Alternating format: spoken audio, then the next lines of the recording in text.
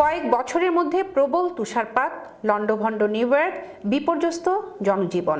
একদিকে করোনা ভাইরাসের প্রাদুর্ভাব, অন্যদিকে প্রবল তুষারপাতে নিউ ইয়র্কের জনজীবন বিপর্যস্ত। করোনা আতঙ্কের মধ্যে নিউ ইয়র্কে 16 ও 17 ডিসেম্বর রেকর্ড সংখ্যক তুষারপাত হয়েছে। বিস্তারিত দেখুন ডেস্ক রিপোর্টে। মৌসুমী তুষারঝড়ে লন্ডভন্ড হচ্ছে নিউ ইয়র্ক সহ যুক্তরাষ্ট্রের উত্তর পূর্বাঞ্চল। পূর্বাভাসে উল্লেখিত সময়ের আগেই নিউ ইয়র্ক ও আশেপাশের রাজ্যগুলোতে শুরু হয়েছে তুষারপাত। পূর্বাভাস থাকায় নগরে যানবাহনের সংখ্যা স্বাভাবিকের তুলনায় কম থাকলেও অসংখ্য দুর্ঘটনা ঘটছে। একটি গাড়ি অন্যটিকে ধাক্কা দিয়েছে, সেটি পিছলে আরেক গাড়িতে আঘাত করছে।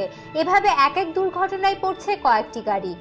ম্যানহাটন ও ব্রাঙ্কসের সংযোগ সেতুর ওপরে এবং ব্রক্সে এমন দুর্ঘটনায় আহত 6 জনকে হাসপাতালে নেওয়া হয়েছে।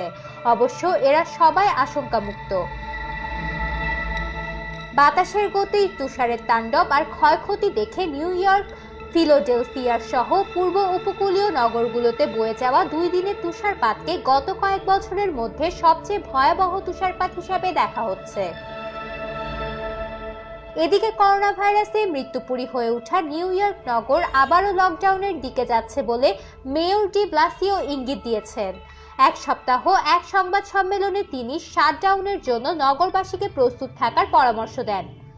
মেয়র বলেন, করোনার আগাম সতর্কতা ও মোকাবেলা করার জন্য সিটি প্রশাসন ও রাজ্য প্রশাসন একসঙ্গে কাজ করছে। রাজ্যের গভর্নর শেষ পর্যন্ত নগরে পুরোপুরি বন্ধের বিষয়ে সিদ্ধান্ত নেবেন।